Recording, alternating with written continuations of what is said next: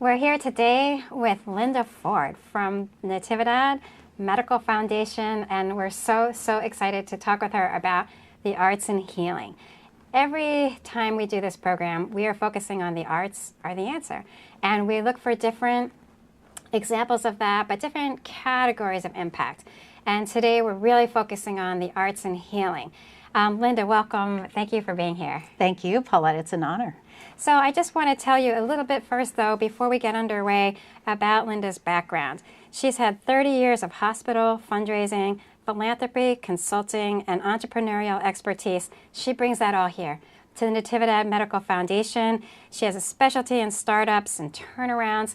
There is so much that she knows about how to bring out the best in each of our organizations. And what has really struck me is how central the arts are to the growth and the development of Natividad. And so, Linda, thank you again so much for being here. It's such a pleasure to have you, and especially get a chance to talk about what's really become one of my favorite phrases in the language, I think, turning healthcare into healing. Right. Let's start with that. How in the world did you come up with that, and how has that phrase shaped what Natividad is doing next? Well, thank you very much. And honestly, the pleasure is mine because you're one of my heroes. You and your organization and your donors have had such a fantastic impact on Natividad, which has allowed us to transform healthcare into healing, which is our brand. Wonderful. And thank you for doing that. It's been my philosophy for a long time that we exist to heal, and especially a healthcare center or hospital. Our purpose is to heal people. And what can we do as a foundation to transform that healthcare into healing? And arts takes a great big place into that healing, I believe. I remember going into Natividad one time, I can't remember if it was 15, 20 years ago, and it was very stark. There were beige walls, and it was everywhere, and it seemed like clean enough, safe enough, but it was very stark, even for a hospital. So what I've noticed over the years is that I really believe it's with your leadership and certainly your facilitation that now every ward, every area, from the entrance to the cafeteria to everywhere, not only has art there, but it seems to be art that totally fits that space. So can you talk a little bit more about how your board and you have influenced that development and the impact it's had, probably not just on patients, but the staff and everyone else who's part of that transforming the healthcare into healing? Right. Well, thank you. I think everything, I believe, centers around the patient and the patient care and making the patient feel as comfortable as possible. And many of our patients, because they're poor or working in the fields or agriculture fields, their lives are very complex before they even enter our doors. Yeah. And anyone knows that when they go into a hospital for a reason that something's not quite right. It's scary. And it's intimidating. scary. You're exactly right. It's scary and it's intimidating. Yeah. So my belief is if we can surround ourselves with beauty and with art, that automatically is a good distraction. Yeah. And as if you're going into an art museum. And the beauty, I think, about what we were able to do with Natividad is that every piece of our art reflects the people, the spirit, and the culture of Monterey County. So there's not a piece really that is outside of Monterey County.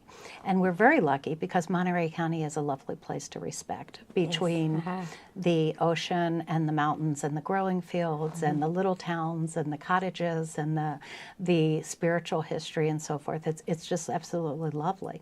So to be able to do the spirit, the culture, and the feel and the people and the personality of Monterey County is wonderful.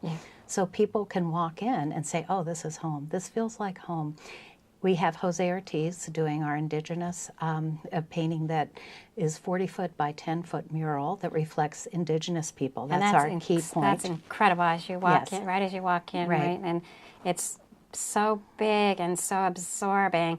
I imagine people completely forget what in the world they're there for, even if it's just for those few moments. But there's also more to it. Can you talk some more about the images and what you were going for?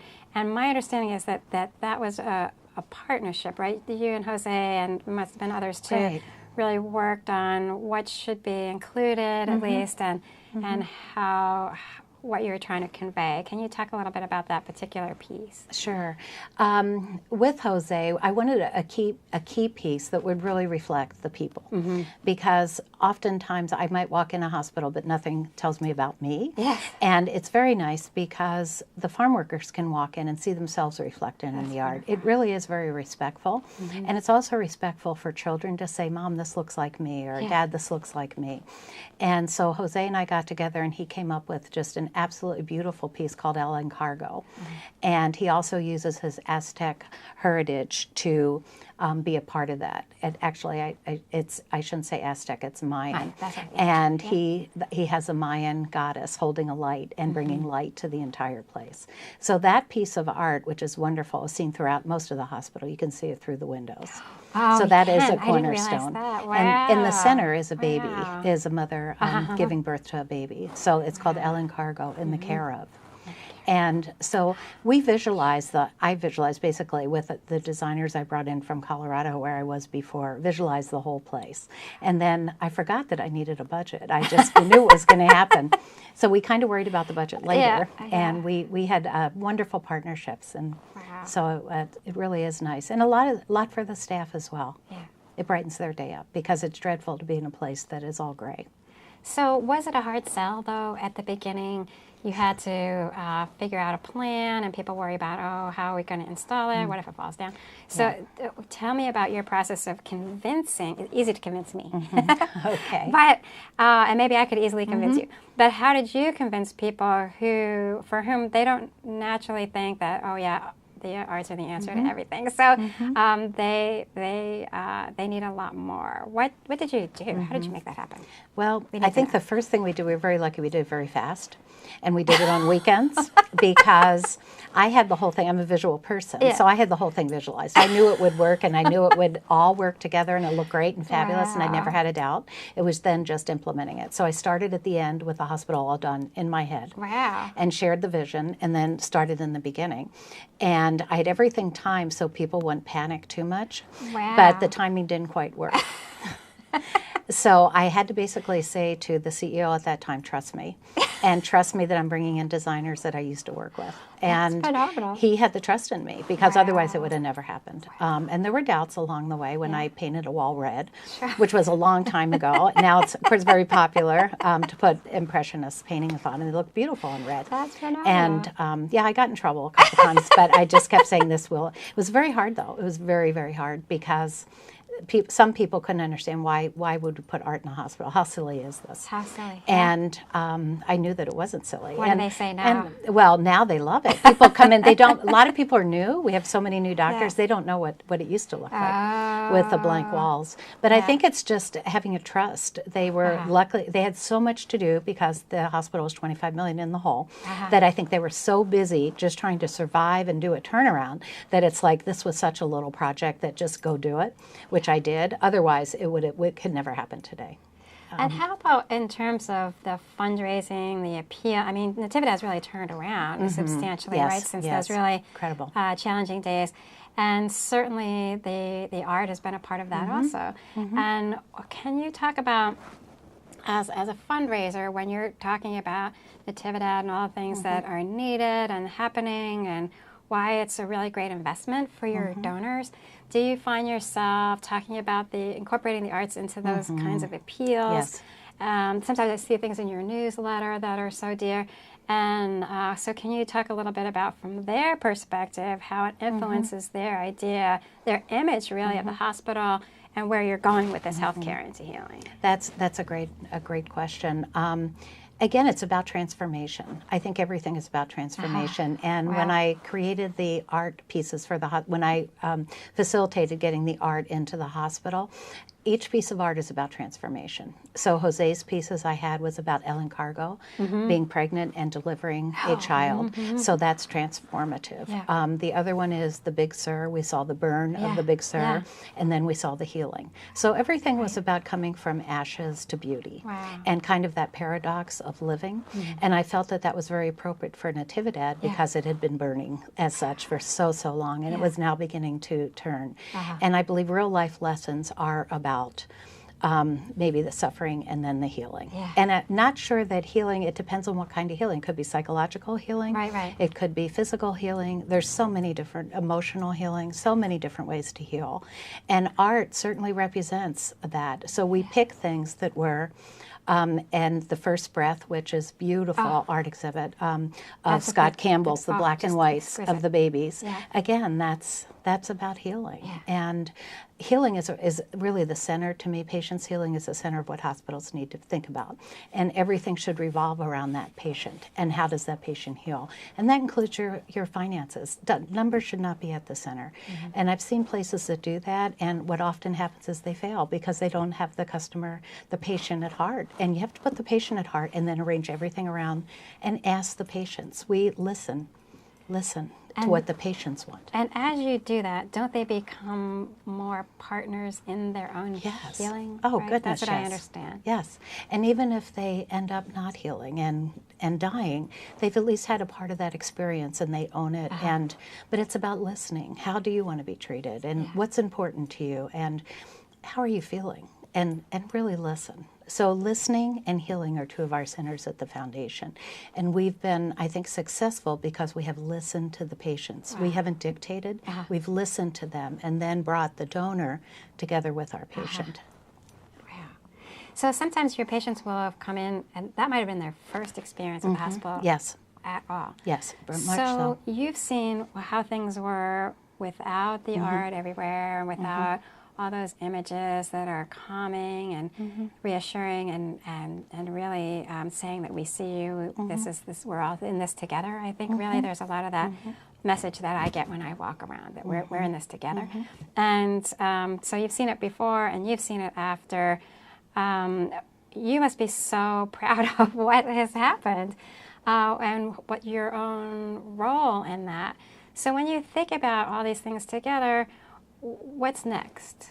What do you think is next for that process? Are there still walls to be done? Is there other kinds of art that you'd like to incorporate? What do you think about? Well, I think the patient rooms would be next. We've done really well with the public spaces, and also the new ARU is beautiful. And I think that the patient rooms would be important. And again, I think, listening to what the patients want. They're the experts on their own selves and what they need. So we're not the experts. We run at the foundation as we're the students and they're the experts. We've done this with our Indigenous Interpreting Plus. We've done it with amazing, right? everything. But it's just listening to the patients. So I think it goes back to that. What kind of art would you like to see as you're recovering? And how will you find that out? Will you do a survey? Will you get a focus group? We started doing patient focus groups the last 3 months around listening. It's called the Listening Project. Oh, wow. And part of our patients, which has been really, I've learned so much, is they've been former victims of violence, have either been involved in gangs or hit by gangs or whatever. And we've been listening to them, having focus groups. We've had 8 focus groups for doctors, caseworkers, providers of any kind, nurses, residents, as well as our patients. And we say, when did you feel listened to here? And is listening healing? And how do you listen? And what would it be like if when you walked in the door, you really were listened to? What does that look like? And how do you listen to your family? How does your family listen to you? And all about the gift of listening. And can you learn how to listen? So we're coming up now with a curricula for how to listen. Wow. To start teaching people, because it's very, very involved. I've been working on it for about a year, and it's a lot more involved than I could ever think of. But it's a gift. Isn't it amazing? It's hard to imagine that you need to be trained to just stop talking. But we do. We do. So you are a gift. You're a gift to the hospital that you're working with and to our community, bringing all these wonderful things together, making all that really difficult thing become much more, maybe a routine might be too much, but making it feel like it's something that we can handle because we are on this together. And so I just really, really appreciate your leadership on all these different things. So before we go, is there anything else that you wanted to talk about to make sure that people understood about the healthcare into healing and anything else that you're really eager to share? Oh, I know one thing that we haven't talked about is Kirk Kennedy's Yes, book, the Monterey, yes. Home Monterey County. Right.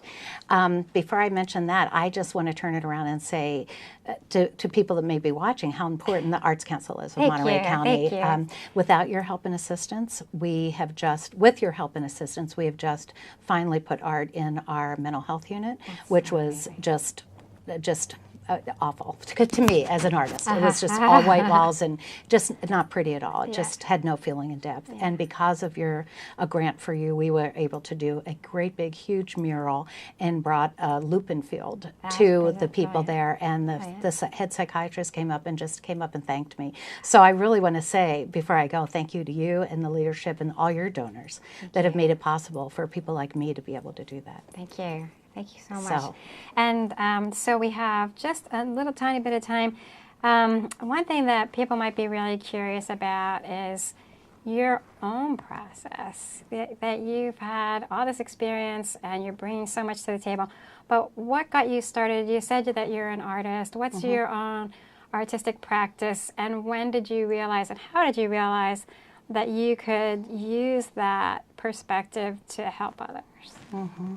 Well, I think healing's been something I've questioned and really studied for a long time. And I always like the juxtaposition of having to suffer to really heal. And again, it's more of I belong to the monastery, the Benedictine monastery, so I've gone into a lot with artists. Father Arthur Palin, he's part of our art group at Natividad. He's donated 3 paintings.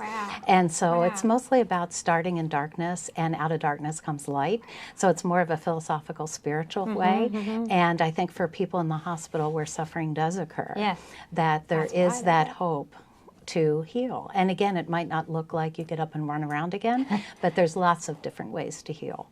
And I think that art just really appreciates that. And nature, especially after burn, comes the light and comes the beauty of flowers that have never been blossomed before, but the burn allowed that to happen. I see that as people, and I see it as life, that after the suffering comes the light. But we have to see it that way, and we don't always. So thank you for everything that you're doing to when people are in the most difficult time, really, not just the patients, their whole family, all their friends are worried, and they're nervous, and because of what you're doing, they can be better partners for everyone. Thank you. And the children, we have coloring books of all our art, so kids get coloring. That's phenomenal. Thank you so much. Thank you.